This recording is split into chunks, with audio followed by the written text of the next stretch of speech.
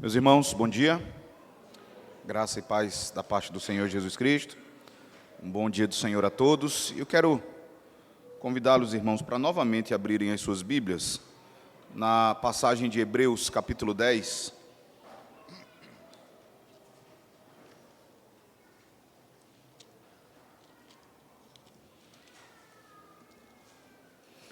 Hebreus, capítulo 10. Nós vamos ler novamente do verso 19 até o verso 25. Ontem eu fiz a exposição do verso 19 até o verso 22. Hoje eu vou continuar a exposição a partir do verso 23 até o verso 25, tá bom? Mas vamos ler todo o texto, tá? Do verso 19 até o versículo 25. Eu vou fazer a leitura e peço que os irmãos acompanhem com toda a atenção. Diz assim: Tendo, pois, irmãos, intrepidez para entrar no Santo dos Santos pelo sangue de Jesus, pelo novo e vivo caminho que ele nos consagrou pelo véu, isto é, pela sua carne, e tendo grande sacerdote sobre a casa de Deus, aproximemo-nos com um sincero coração, em plena certeza de fé, tendo o coração purificado de má consciência e lavado o corpo com água pura. Guardemos firme a confissão da esperança, sem vacilar, pois quem fez a promessa é fiel. Consideremo-nos também uns aos outros, para nos estimularmos ao amor e às boas obras. Não deixemos de congregar-nos, como é costume de alguns. Antes, façamos admoestações, e tanto mais quanto vedes que o dia se aproxima. Amém. Vamos orar mais uma vez? Nós oramos já com o pastor Bruno, mas eu queria convidar os irmãos para, mais uma vez, orarmos ao Senhor. Senhor nosso Deus e Pai, louvamos o Teu nome por este dia, por este santo dia marcado, assinalado pelo Senhor com a ressurreição de Teu Filho. Quando o Senhor nos convoca para estarmos reunidos diante da Tua face, e o Senhor também, ó Deus, nos convida a tomarmos a Tua palavra e aprendermos a respeito do Teu Filho, daquilo que o Senhor realizou em nosso benefício. Mais uma vez, nós pedimos que o Senhor seja conosco, iluminando a nossa mente, preparando o nosso coração, para recebermos a Tua palavra da maneira devida. Pedimos por cada pessoa presente aqui nesta manhã, que todos, ó Deus, venhamos a nos beneficiar da Tua santa palavra. É em nome de nosso Senhor Jesus Cristo que oramos e te bendizemos hoje e para todo sempre. Amém. Meus irmãos, ontem nós, como eu mencionei há pouco, nós observamos esta mesma passagem do verso 19 até o verso 22. E a nossa intenção é observar a maneira como aquilo que o Senhor Jesus Cristo realizou, a maneira como a obra de Cristo na cruz do Calvário modificou, ou pelo menos deve modificar a maneira como nós enxergamos o culto que nós prestamos a Deus. Isso porque, de acordo com o autor aos Hebreus, o Senhor Jesus, ele ofereceu um sacrifício único, é o que ele vai dizer do verso 11 até o verso 18, aqui do capítulo 10. Ele pôs um fim a todo o sistema sacrificial, a todo o sistema sacerdotal do Antigo Testamento. Com uma única oferta, ele aperfeiçoou para sempre aqueles que estão se aproximando de Deus. Ele colocou um fim em todo o sacerdócio levítico.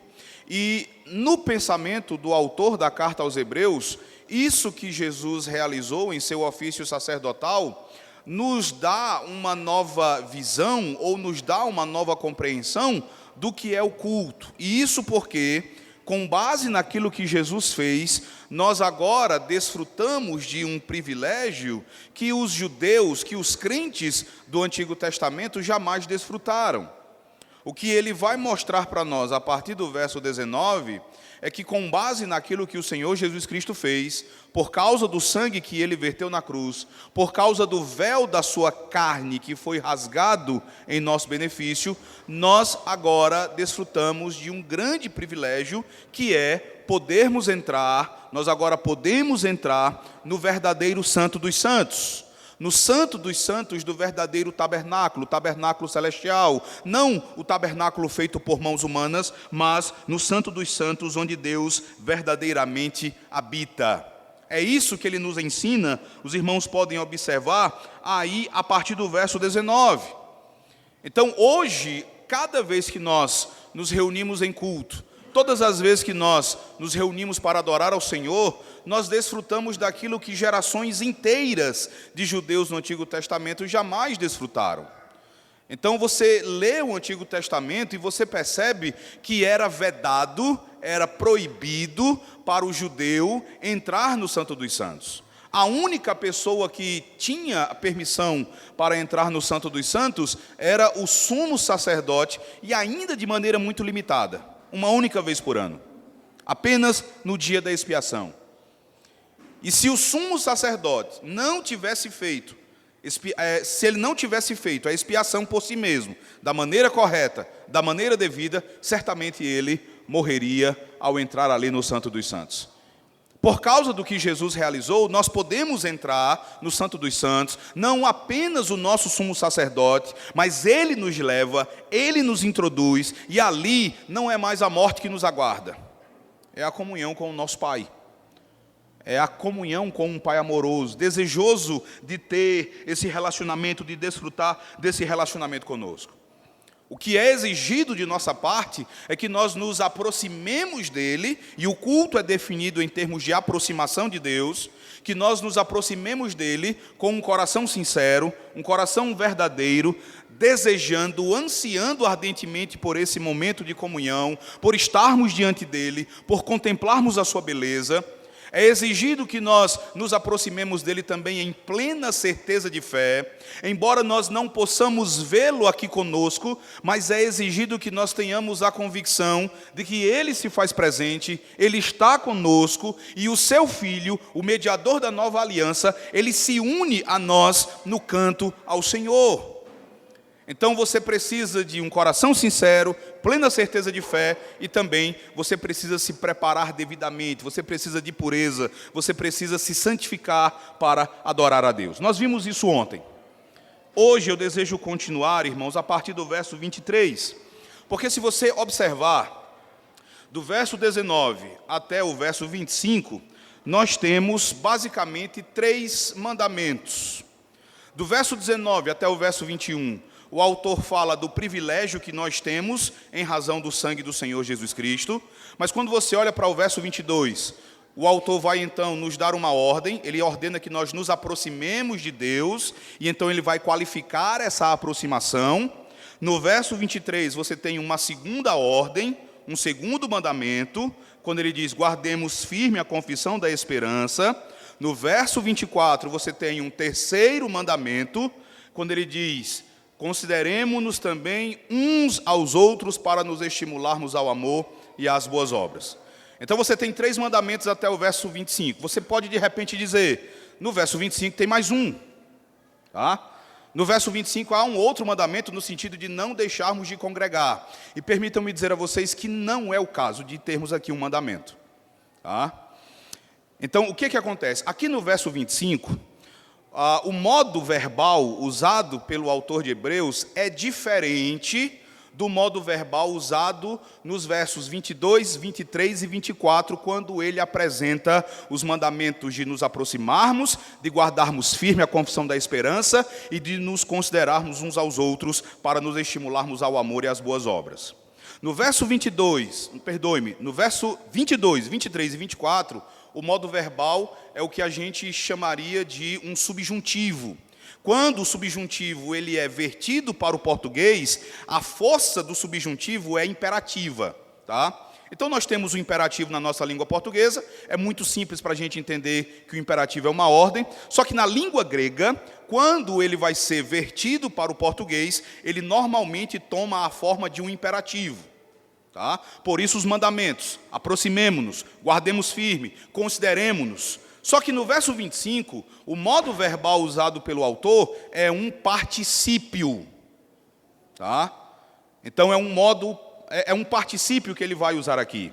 E também tem uma peculiaridade bem interessante no particípio do grego do Novo Testamento. Tá? Quando você vai traduzir um particípio do grego para o português, ele vai tomar a forma de um gerúndio, na maior parte das vezes.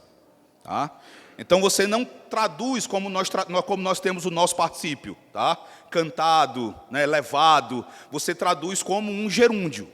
Então, literalmente, o que o autor de Hebreus está dizendo aqui é o seguinte, veja o verso 24 e o verso 25 lidos em conjunto. Ele vai dizer: consideremo-nos também uns aos outros para nos estimularmos ao amor e às boas obras, não deixando de congregar-nos, como é costume de alguns. Antes, fazendo admoestações, e tanto mais quanto vedes que o dia se aproxima. Então, o que você tem aqui no verso 25 não é um outro mandamento, tá? É a explicação de como vocês vão considerar uns aos outros para se estimularem mutuamente ao amor e às boas obras, tá? A ideia é, vocês têm um dever de se estimularem mutuamente, e como é que vocês vão fazer isso? Não deixando de congregar. É essa a ideia do autor de Hebreus aqui na passagem, tá bom? Então eu quero convidá-los, irmãos, a olharem para o verso 23, quando ele vai nos apresentar o primeiro dos mandamentos. Veja, são mandamentos que têm que se justificam a partir do que Jesus fez. Então, o que Jesus fez, a maneira como ele verteu o seu sangue, a maneira como ele se entregou para morrer em nosso lugar, oferecendo um sacrifício perfeito, que de modo eficaz expiou a nossa culpa, isso precisa modificar a maneira como nós enxergamos o culto. E além de nos estimular a nos aproximarmos de Deus, é exigido de nós também, veja o verso 23, quando ele vai dizer que nós devemos guardar firme a confissão da esperança, sem vacilar, pois quem fez a promessa é fiel. Então essa é a segunda exortação, ou o segundo mandamento. O primeiro é aproximemo-nos, tá? Agora ele vai dizer: guardemos firme a confissão da esperança, sem vacilar, pois quem fez a promessa é fiel. Essa segunda exortação, irmãos, ela tem o objetivo de servir como um encorajamento a um grupo de cristãos hebreus, que, como nós observamos ontem, eles estavam desanimados com a fé cristã. Eles estavam sendo pressionados pelos judeus incrédulos, pelos judeus que não confessavam a Cristo como Senhor, para que abandonassem a fé cristã e retornassem ao judaísmo. Eles estavam sendo pressionados a desistirem de tudo e a retornarem às sombras do judaísmo. E o autor aos Hebreus, ele percebeu que alguns dos seus leitores estavam considerando essa possibilidade. Então agora ele vai exortá-los a perseverarem, a seguirem adiante, a prosseguirem na caminhada cristã. Quando ele vem agora e diz: olha, guardemos firme a confissão da esperança, o que ele está dizendo a essas pessoas é: por causa do que Jesus realizou, entendam que não é hora de afrouxar o pulso, não é hora de vacilar na fé, não é o momento de ceder à tentação e voltar atrás para as sombras do Antigo Testamento, porque as sombras do Antigo Testamento muito prometiam, mas nada faziam. O tempo agora é o de vocês permanecerem firmes. Se vocês observarem o verso 23, irmãos, vocês vão perceber que existe aí um dever prescrito, há um mandamento, mas há também um encorajamento que é anexado ao dever. O dever que é prescrito aqui pelo autor é: guardemos firme a confissão da esperança sem vacilar. Esse é o dever. A pergunta que nós devemos fazer então é: o que significa essa confissão da esperança? Abra sua Bíblia no capítulo 3 e você vai ver que o autor usa ali algumas palavras semelhantes. Capítulo 3, veja o verso 1 e o verso 6. Hebreus capítulo 3, verso 1 e verso 6. No verso 1 ele diz assim: por isso, santos irmãos, que participais da vocação celestial, considerai atentamente o apóstolo e sumo sacerdote da nossa confissão, Jesus.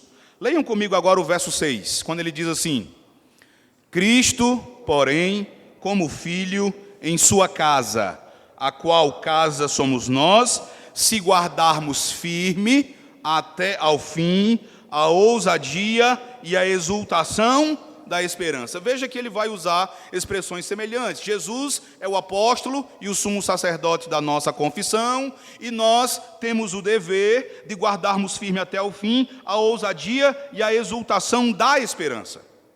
Só que no capítulo 10, ele une os dois conceitos e ele vai falar da necessidade de guardarmos firme a confissão da esperança. A palavra que ele usa aqui, e é traduzida como confissão, irmãos, tem um sentido bem interessante de algo que é professado por você, algo que é declarado. Então, a ideia aqui é a de uma confissão pública e doutrinária.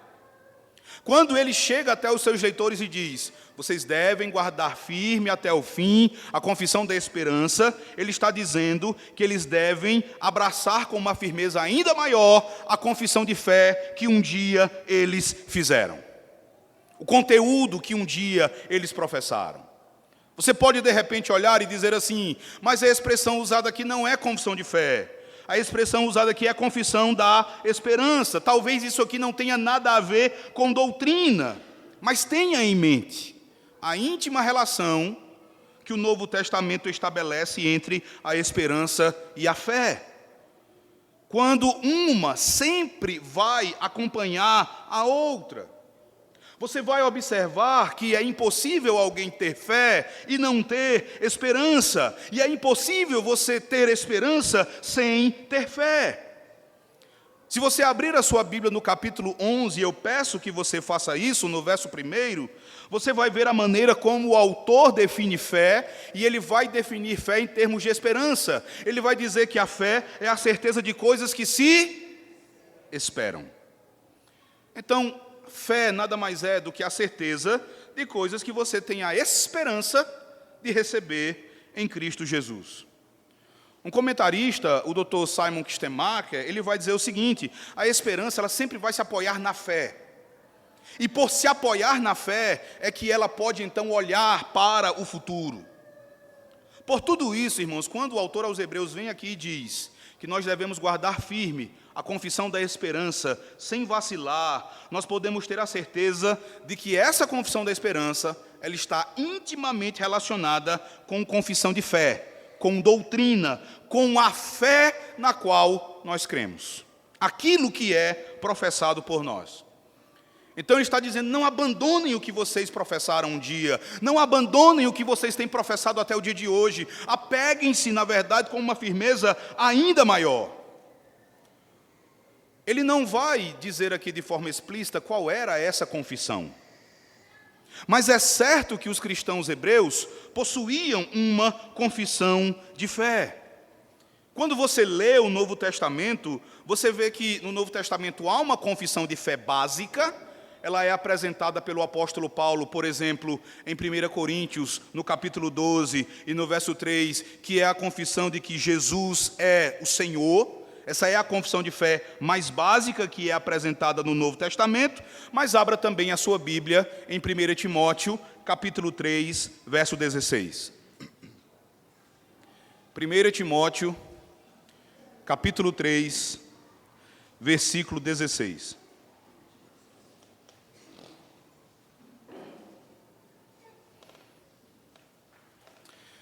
Isso que você encontra aí no verso 16, irmãos, é uma confissão de fé primitiva, tá? Então isso logo cedo na história passou a ser usado como uma declaração de fé. No verso 16 do capítulo 3 de 1 Timóteo, Paulo diz assim: evidentemente, grande é o mistério da piedade. Aquele que foi manifestado na carne, foi justificado em espírito, contemplado por anjos, pregado entre os gentios, crido no mundo, recebido na glória. Então aqui você tem uma declaração de fé. Então o certo é que os cristãos hebreus, eles também possuíam uma confissão. E o que o autor vai dizer é que eles possuíam uma obrigação em relação a essa confissão de fé.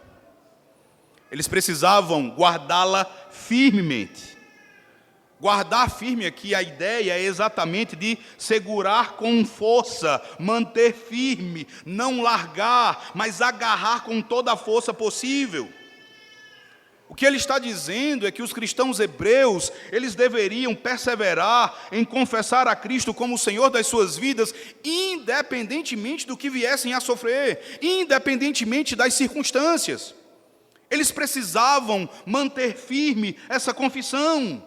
Eles deveriam se manter firmes, professando a sua fé em Cristo e sustentando a substância dessa fé, confessando o corpo de doutrinas que lhes foi entregue de uma vez por todas. Eles não poderiam vacilar no cumprimento desse dever. Os comentaristas vão dizer que quando essa carta foi escrita, existiam algumas pessoas em dúvidas. Alguns dos hebreus estavam pensando se de repente não valeria a pena deixar a fé cristã e retornar ao judaísmo. Pessoas que estavam sem saber se de repente não era melhor retornar à fé de seus pais. John Owen, ele vai dizer que existiam também entre os hebreus que receberam esta carta, alguns que tentavam conciliar as duas religiões. Tentavam conciliar o judaísmo e o cristianismo, frequentando as duas alianças, participando das duas religiões, participando dos dois cultos. E para o autor isso era simplesmente inadmissível. Porque retornar ao judaísmo é negar a substância que é Cristo. Retornar à sombra é deixar o cumprimento que é o Senhor Jesus Cristo. Aquelas pessoas, elas deveriam demonstrar uma firme persuasão da mente acerca da verdade da fé cristã que elas professavam. Elas deveriam ter uma constante e firme resolução de permanecerem na fé e de suportarem todas as oposições. E o ponto que eu desejo que vocês entendam, todos nós tenhamos como bem claro, é que esse também é o nosso dever. É que isso também é exigido de nós. Essa exortação do autor, irmãos, ela soa como uma repreensão à maneira como nós tratamos a fé na qual nós cremos em muitas ocasiões. Essa exortação, ela nos repreende pela maneira como nós tratamos a verdade em muitos momentos. Irmãos, existe uma parcela muito grande do cristianismo evangélico que é conhecida pela maneira arrogante como trata a verdade. E essa maneira arrogante, eu a defino em termos de descartar rapidamente as nossas doutrinas para poder conviver bem com pessoas de outros credos, muitas vezes credos anticristãos. Pessoas que rejeitam as nossas doutrinas com o objetivo de passar uma imagem mais impressionante de unidade. E o que é mais doloroso, irmãos, é que esse cristianismo evangélico, que tão prontamente nega a verdade, ele está rodeado por outro cristianismo, composto de pessoas que literalmente dão as suas vidas para não negarem a confissão da sua esperança. Eu reparei que vocês têm 2 missionários aí em outros países. Esses irmãos, eles são exemplos de pessoas que guardam firme essa confissão em um ambiente ou em ambientes hostis à fé cristã. Então, esse cristianismo evangélico que tão prontamente nega a verdade, está cercado por cristãos ao redor do mundo, que estão guardando firme a confissão da sua esperança, e que, como resultado disso, estão sofrendo perseguição real. Nós podemos pensar nos cristãos do Oriente Médio, da China, de muitos outros lugares. Nós podemos pensar em como eles sofrem por guardarem firme a confissão da sua esperança. Irmãos que não consideram as suas vidas mais valiosas do que a verdade, para eles a verdade é mais valiosa. Para eles a substância da sua fé, a verdade vale mais que a própria vida. São cristãos que não vacilam na sua confissão de fé. E isso não apenas em termos geográficos, mas também em termos históricos.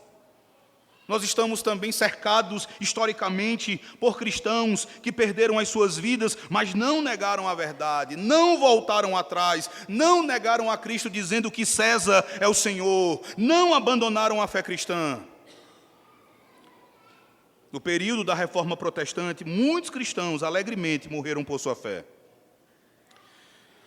Na Inglaterra, onde os nossos pais puritanos viveram, muitos foram queimados, porque guardaram firme doutrinas que às vezes nós consideramos como doutrinas sem importância. Há um episódio da Inglaterra durante o reinado de Maria, a Blood Mary, que eu acho muito interessante e sempre me toca. Há um livro escrito por John Foxe, o livro dos Mártires, e um dos capítulos é sobre as fogueiras de Smithfield, uma cidade próxima a Londres. Smithfield se tornou conhecida durante o reinado de Maria a Sanguinária como a cidade onde os protestantes eram queimados. Era dito, por exemplo, que as noites de Smithfield eram iluminadas por fogueiras onde protestantes eram queimados. E há um relato lá que eu acho bem interessante. É dito que, numa certa manhã, bem cedo, um homem que morava à beira da estrada de Londres para Smithfield, ele estava do lado de fora da sua casa e ele viu um grupo de pessoas indo de Londres para Smithfield. E ele perguntou: aonde vocês vão? Eles disseram: nós vamos a Smithfield. Aquele homem sabia que naquela manhã um pastor seria queimado. E ele então perguntou: o que vocês vão fazer lá? Aquelas pessoas responderam: nós vamos assistir o nosso pastor ser queimado na fogueira. O homem se assustou e disse: por quê? Em que isso aproveita a vocês? E eles responderam: nós vamos para aprender o caminho. Nós queremos aprender o caminho. Morreram por doutrinas que muitas vezes nós consideramos sem importância. Apocalipse, capítulo 12, versículo 11, fala sobre esses cristãos. Abra lá a sua Bíblia. Esse texto fala sobre cristãos que guardaram firme a confissão da esperança e que hoje estão no céu. Apocalipse 12, verso 11. Abra lá.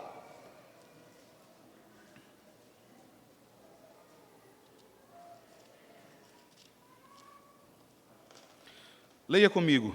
Diz assim a palavra de Deus: eles, pois, o venceram por causa do sangue do Cordeiro e por causa da palavra do testemunho que deram, e mesmo em face da morte, não amaram a própria vida. Meus irmãos, inabalável devoção a Cristo e ao Evangelho é, obviamente, uma questão de especial importância para o autor de Hebreus e certamente deve ser para cada um de nós. Eu sei que isso pode ser impopular nos nossos dias, mas é necessário, é essencial. Muitas vezes nós somos tentados a separar as nossas convicções teológicas da forma como nós vivemos. Enquanto outras gerações de cristãos morreram voluntariamente por causa de algumas doutrinas, nós hoje consideramos essas doutrinas como sem importância. Às vezes, para nós, o que importa é vivermos tranquilamente, é vivermos em paz com as outras pessoas, com outras religiões, com outros credos, mesmo que esses credos confessem doutrinas blasfemas e ofensivas ao Senhor Jesus Cristo. Eu não estou dizendo para você sair numa cruzada aí matando hereges. Eu estou dizendo para você não vacilar na confissão da sua fé, quando isso for exigido de você. Irmãos, nada, absolutamente nada é mais importante do que a fé na qual nós cremos, a fé que nós confessamos. Então nada é mais importante que o conteúdo da fé e da esperança que nós professamos. E para nos estimular ao cumprimento desse dever, voltem para o verso 23 do capítulo 10 de Hebreus. O autor, ele adiciona uma promessa, ele adiciona um encorajamento. Ele diz que nós devemos guardar firme a confissão da esperança sem vacilar. Ele termina o verso 23 dizendo que aquele que fez a promessa é fiel. Ele não explicita o conteúdo dessa confissão da esperança, e ele também não explicita qual é essa promessa. Mas nós podemos ter uma ideia. Se você abrir no capítulo 13, no verso 5, você vai ver o autor dizendo que a promessa feita pelo Senhor é: de maneira alguma te deixarei, nunca, jamais te abandonarei. Então nós temos, irmãos, promessas da parte de Deus para nos estimular ao cumprimento do dever, e o que o autor diz é que Ele é fiel no cumprimento das suas promessas. A fidelidade de Deus no cumprimento das suas promessas precisa nos encorajar a sermos fiéis e a sermos perseverantes na confissão da verdade do nosso Senhor Jesus Cristo. Esse é o nosso segundo dever, de acordo com o autor. O primeiro é nos aproximarmos de Deus, o segundo é guardarmos firme a confissão da esperança, e observem agora os versos 24 e 25, quando o autor ele ainda vai dizer assim. Leiam comigo esses dois versículos, vamos ler como está mesmo aí na nossa tradução. Diz assim: consideremo-nos também uns aos outros para nos estimularmos ao amor e às boas obras. Não deixemos de congregar-nos, como é costume de alguns. Antes, façamos admoestações, quanto vedes que o dia se aproxima. Então, nós já observamos que aqui nós temos uma única exortação, com uma explicação de como nós vamos cumpri-la. E a terceira exortação oferecida pelo autor, veja no verso 24, quando ele vai dizer assim: consideremo-nos também uns aos outros, para nos estimularmos ao amor e às boas obras. Se a exortação anterior diz respeito a você perseverar na confissão da esperança, essa exortação é para que os cristãos, eles perseverem expressando o amor uns pelos outros. Então, o verdadeiro culto que flui da compreensão do que Jesus fez, ele também tem a sua expressão na maneira como nós expressamos amor uns pelos outros. Vejam como ele começa o verso 24, ele diz assim: consideremo-nos também uns aos outros. O que significa considerar aqui? Essa palavra é uma palavra bem interessante. A palavra aqui traduzida como considerar, ela tem o sentido de estar preocupado com algo. Então seria algo como: estejam preocupados uns com os outros. Ou ainda, prestem bastante atenção uns aos outros, reflitam profundamente sobre como fazer algo em relação aos outros, façam uma diligente inspeção. A ideia, irmãos, é que os cristãos hebreus, eles deveriam ter uma profunda preocupação uns pelos outros. E isso é extremamente interessante e desafiador quando você lembra que nós vivemos em uma cultura caracterizada pelo individualismo. Isso é extremamente desafiador para pessoas acostumadas a raciocinar de forma individualista. Porque aqui o autor de Hebreus, ele vai nos apresentar uma das consequências do que Jesus realizou na cruz do Calvário, uma das facetas do que significa ser igreja. Aqui você tem uma implicação do que significa fazer parte de uma igreja que foi remida pelo sangue de Cristo. E ele vai dizer que fazer parte de uma igreja significa ter uma profunda preocupação pelas outras pessoas.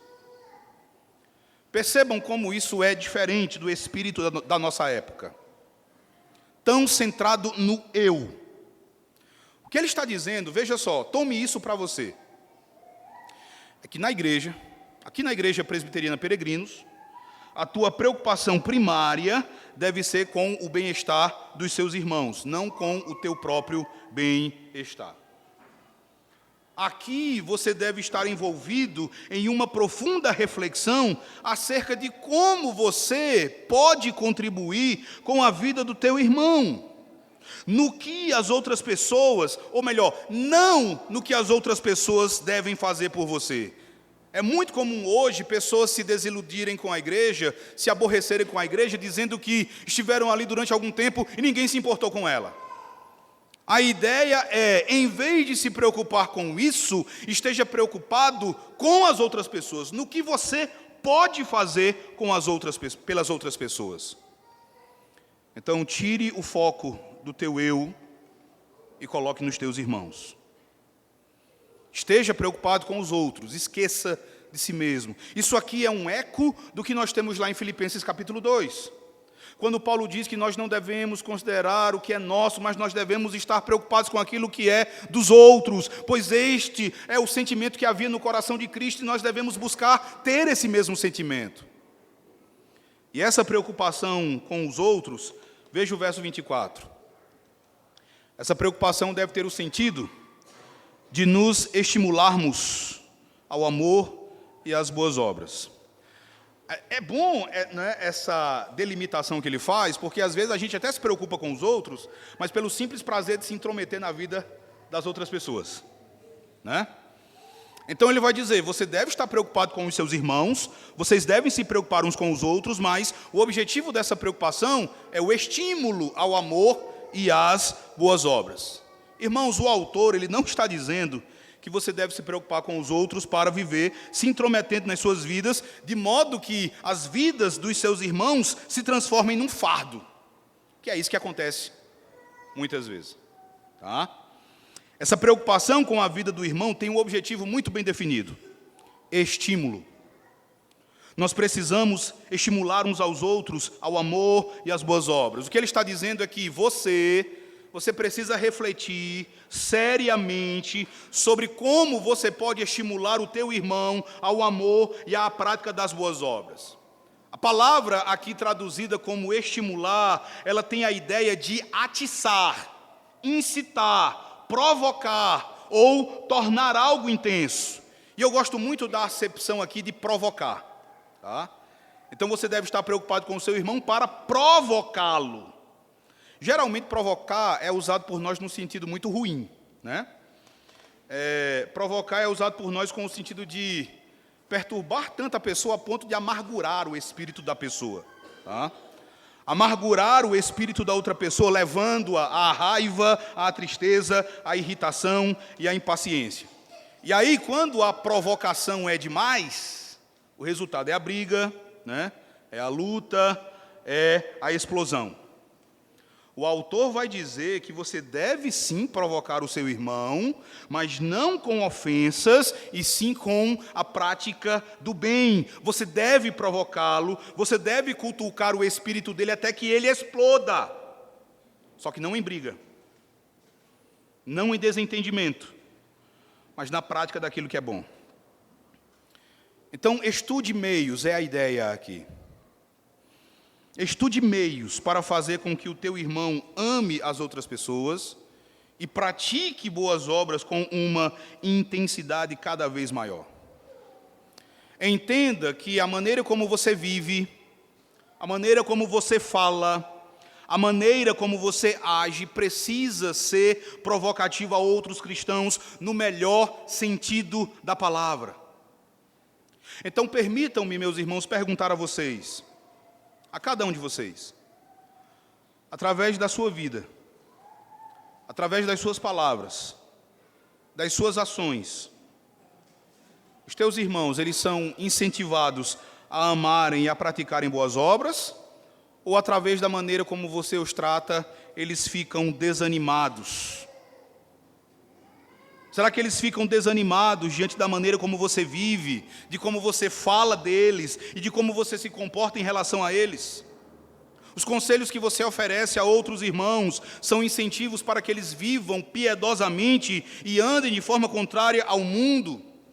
Ou, se os teus irmãos ouvissem ou ficassem sabendo da sua opinião a respeito deles, eles seriam encorajados a praticar o amor e as boas obras, ou saber disso seria uma experiência dolorosa para eles? Na igreja, você deve demonstrar um cuidado contínuo pelo outro.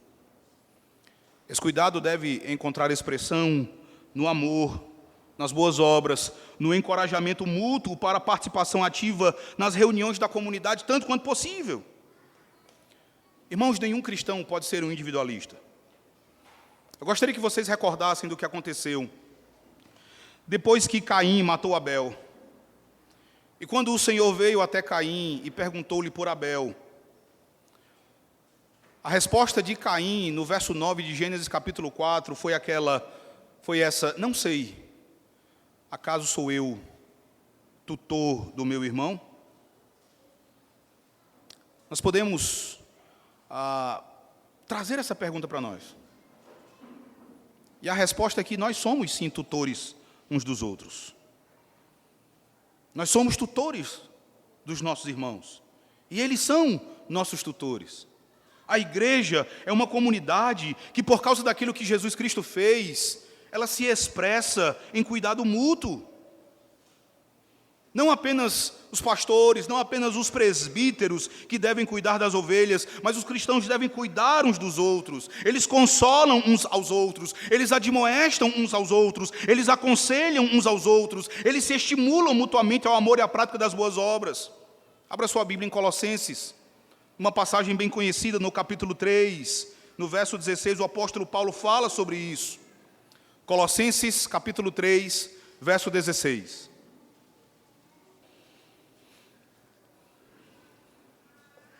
Vamos ler todos juntos? Colossenses 3,16, o apóstolo Paulo diz assim: habite ricamente em vós a palavra de Cristo, instruí-vos e aconselhai-vos mutuamente em toda a sabedoria, louvando a Deus com salmos e hinos e cânticos espirituais, com gratidão em vosso coração. A instrução dele para os hebreus é que cada um deles deveria estar preocupado sobre como poderia ajudar os demais. Isso também é exigido de nós. Cada um de nós deve estar preocupado sobre como poderá ajudar os outros crentes. Na prática, você sabe de alguns crentes no meio da igreja que não estão, de repente, andando da maneira como deveriam? E eu não me refiro aqui a, de repente, essas pessoas estarem em pecado, mas digamos que você saiba de alguém que está desanimado, sem se envolver, sem se interessar por ajudar naquilo que é necessário. Talvez você saiba da existência de alguém que está acomodado. Então, se existem pessoas assim no meio da igreja de vocês, irmãos, então como é que vocês devem agir em relação a essas pessoas? Não é com críticas desamorosas. Pelas palavras do autor aos Hebreus, você deve provocar essas pessoas, estimulá-las ao amor, estimulá-las à prática das boas obras com uma intensidade cada vez maior. É esse o caminho, não o caminho daquilo que o Dr. Martin Lloyd Jones chamou de o caminho da hipercrítica. E o escritor aos Hebreus vai dizer que isso é motivo suficiente, ou que esse estímulo passa por vocês mesmos não se ausentarem da congregação. Vejam o verso 25. Ele diz assim: não deixemos de congregar-nos, como é costume de alguns, antes façamos admoestações e tanto mais quanto vedes que o dia se aproxima. Literalmente, o autor ele vai dizer, não deixando de congregar-nos, como é costume de alguns, antes fazendo admoestações e tanto mais quanto vedes que o dia se aproxima. Ele vai ensinar aqui a cada um de nós que uma das maneiras de estimularmos os nossos irmãos ao amor e à prática das boas obras é bem simples, é não deixando de congregar. E veja como na prática de fato é assim. Eu não sei se vocês têm essa experiência aqui, né? Aqui a reunião de vocês, a reunião de oração é domingo antes da escola dominical. Lá em São Luís, a nossa reunião de oração é às terças-feiras.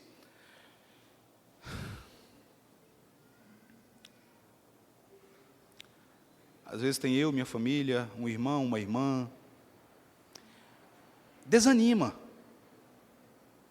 Imagina de repente um dia você chega aqui um domingo para a reunião de oração e está só você, um presbítero, o pastor. Você vai ficar animado ao ver isso? Ou isso vai doer em você? Isso vai desanimar. Então veja que é bem simples. Uma das formas de você estimular os seus irmãos ao amor e às boas obras é simplesmente não deixando de congregar. Quando você não deixa de congregar, mas você persevera nisso, você estimula os seus irmãos, anima de fato, sempre é animador você vê a nave da igreja cheia, vibrante, com pessoas ansiosas por adorarem o Senhor. Aqui em Hebreus 10, verso 25, o autor vai dizer que, infelizmente, entre os seus destinatários, existiam algumas pessoas que estavam abandonando, e a ideia de deixar de congregar aqui é abandonar a congregação. E vejam quando ele fala de um costume, a palavra usada por ele aqui é a palavra ethos, que descreve um modo de vida, um estilo de vida, um conjunto de práticas que são exercitadas o tempo todo. O autor está dizendo que pessoas deixavam de frequentar os cultos não como algo esporádico, não era algo que raramente acontecia. Esse era o ethos dessas pessoas, era o costume delas, era o seu hábito, o seu estilo de vida. E nós podemos dizer que isso era algo só da época em que essa carta foi escrita, irmãos? Infelizmente não. Nós não podemos dizer que nós não encontramos mais pessoas assim em nossa época. Pessoas que abandonam os cultos, que deixam de congregar. Tudo é motivo, desde o cansaço, passando por uma dor na ponta do pé, até a preferência por apenas ficar em casa sem fazer nada. Nós fazemos isso muitas vezes e ficamos confortáveis achando que está tudo bem. Mas não está tudo bem. Quando o autor diz que isso é costume de alguns, essas não são palavras elogiosas, são palavras de lamento, são palavras de repreensão, é algo que deve ser corrigido. É um costume que precisa ser abandonado. Quando você lembra do contexto de Hebreus, quando essas pessoas receberam esta carta, você conclui que muitos tinham o costume de deixar de congregar por causa da oposição que estavam sofrendo. Essas pessoas haviam sido perseguidas pelas autoridades e eram perseguidas agora pelos adeptos do judaísmo. Então muitos começaram a se sentir tentados a abandonar a fé cristã e a deixarem de congregar. Mas a pergunta é, esse era o contexto deles, e hoje o que é que nos leva a abandonar o culto? O que é que leva as pessoas a deixarem de congregar? O que é que leva você a adotar esse costume, a desenvolver esse hábito? E eu desejo que você observe como isso é perigoso para a sua alma. E você vai perceber o perigo que há em abandonar os cultos, em deixar de congregar, quando você lê o verso 25 junto do verso 26. E eu peço que você faça isso agora. Verso 25, verso 26 de Hebreus 10. Vamos ler esses dois versículos. Diz assim a palavra de Deus, todos juntos. Não deixemos de congregar-nos, como é costume de alguns. Antes, façamos admoestações, e tanto mais quanto vedes que o dia se aproxima, porque se vivermos deliberadamente em pecado, depois de termos recebido o pleno conhecimento da verdade, já não resta sacrifício pelos pecados. Vejam como começa o verso 26. Às vezes, nós lemos o verso 26 separado do verso 25, e esse subtítulo aqui bendito que foi inserido pela Sociedade Bíblica do Brasil, às vezes contribui para que nós entendamos esses versículos, separados um do outro. Mas eles estão juntos. Veja como começa o verso 26. Por quê? Ele vai explicar o que ele está dizendo no verso 25. Às vezes nós lemos o verso 26, quando o autor diz, porque se vivermos deliberadamente em pecado, e nós interpretamos isso como pecado de modo geral, né? Olha, aqui é perigoso viver em pecado, é perigoso de repente ter o pecado como um hábito, é perigoso ter um pecado de estimação, como às vezes nós falamos, porque ou viver em pecado pode nos levar de repente à apostasia.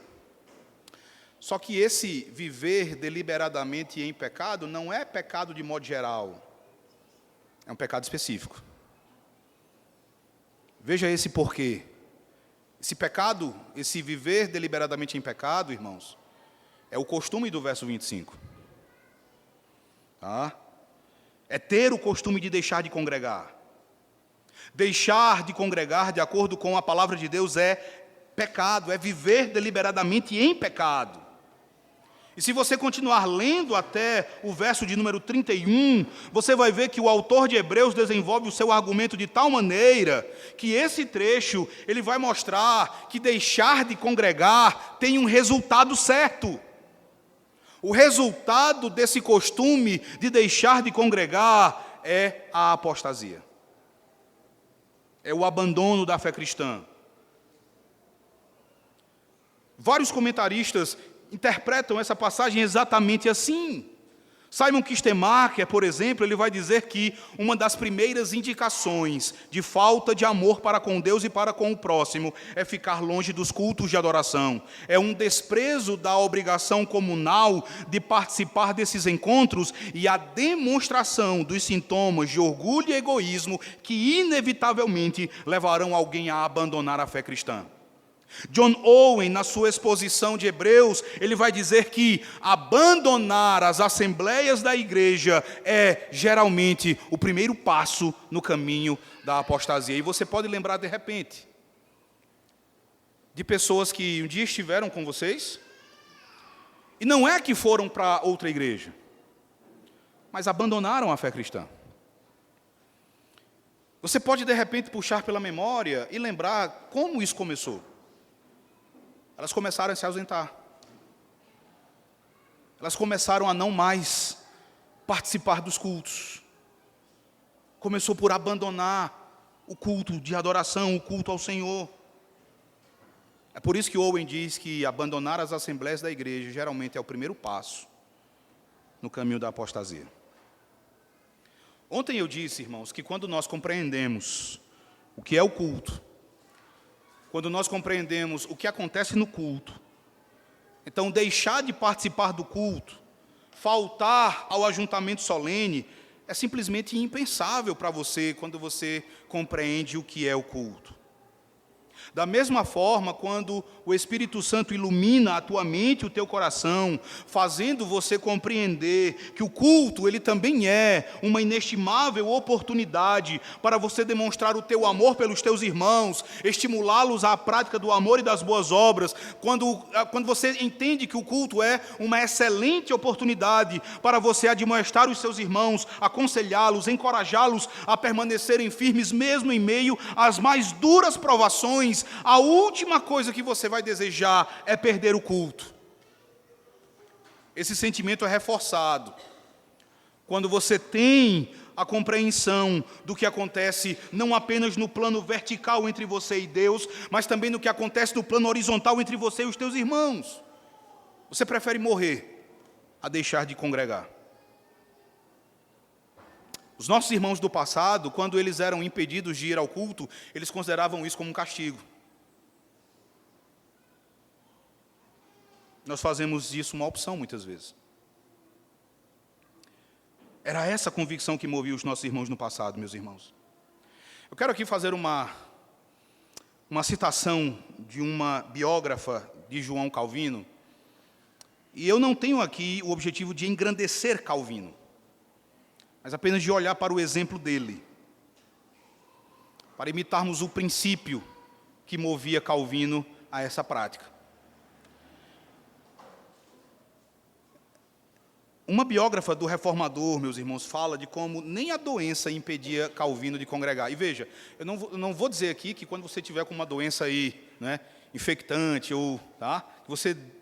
Não, o princípio é para que você não se sinta encorajado, de repente, pela menor indisposição, ou pela menor enfermidade, você, eu não vou. Ela vai dizer assim: por companhias, por esquadrões e por ataques individuais, tenho sido invadido por uma turba de inimigos, escreveu Calvino a alguns médicos sobre as suas enfermidades. Calvino diz também que há 20 anos que não vivo sem dores de cabeça. Artrite e gota mutilavam-lhe as juntas das pernas e dos braços. Cálculos nos rins, grandes demais para serem expelidos, causavam-lhe uma agonia imensa. Parecia que um grande peso jazia sobre o seu peito, causando-lhe dificuldade em cada respiração. Mas não havia nenhuma queixa deste homem atacado por este exército de indisposições.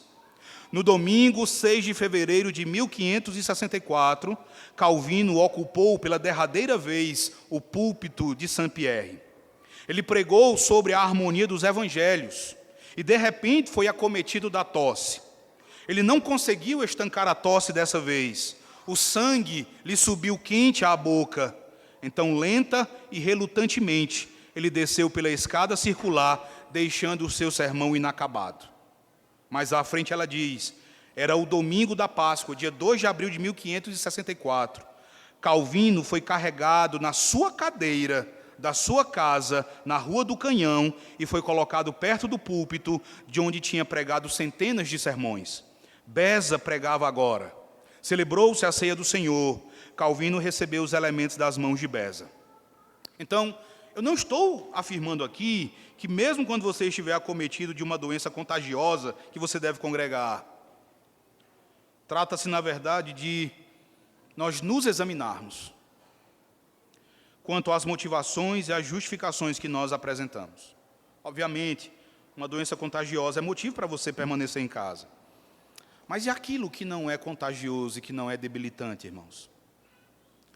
Quais são as nossas razões que justificam o costume de deixarmos de congregar? Como afirma o autor de Hebreus, nós devemos nos estimular e devemos fazer admoestações, encorajando uns aos outros à fidelidade, e isso deve ser intensificado à medida que a volta do nosso Senhor Jesus Cristo se aproxima. Eu quero concluir nessa manhã, meus irmãos, dizendo que eu creio firmemente que depois de ontem e de hoje pela manhã, nós adquirimos uma maior compreensão do que acontece no culto que nós prestamos a Deus. Às vezes, queridos irmãos, nós vivemos e participamos do culto como se o culto consistisse tão somente de uma ocasião quando nos reunimos, nos ajuntamos, cantamos algumas canções, fazemos algumas orações, ouvimos uma palestra ou uma preleção dada por alguém.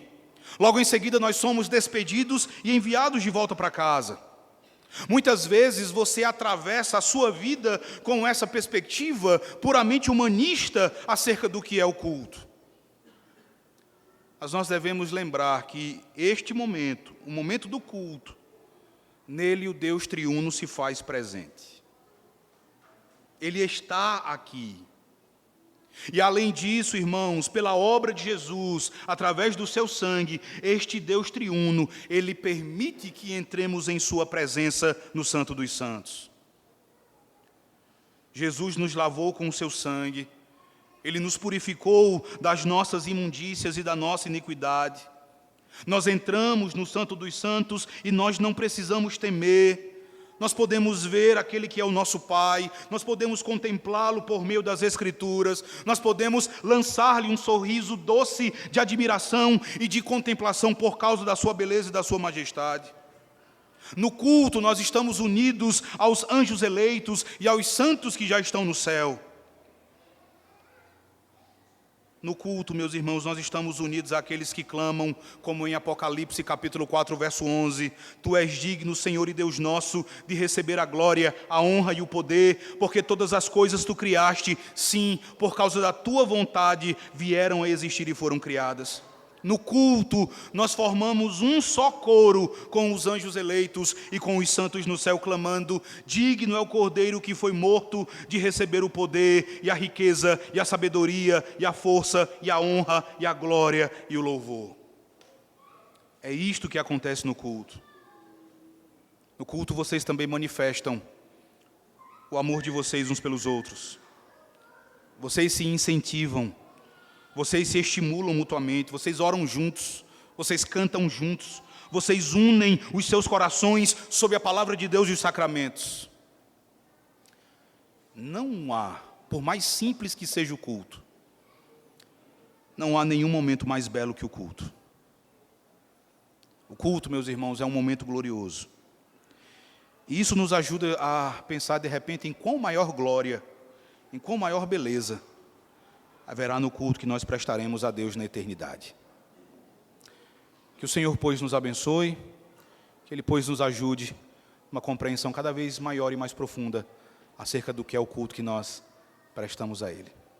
Que Deus, pois, nos abençoe hoje para todos sempre. Amém.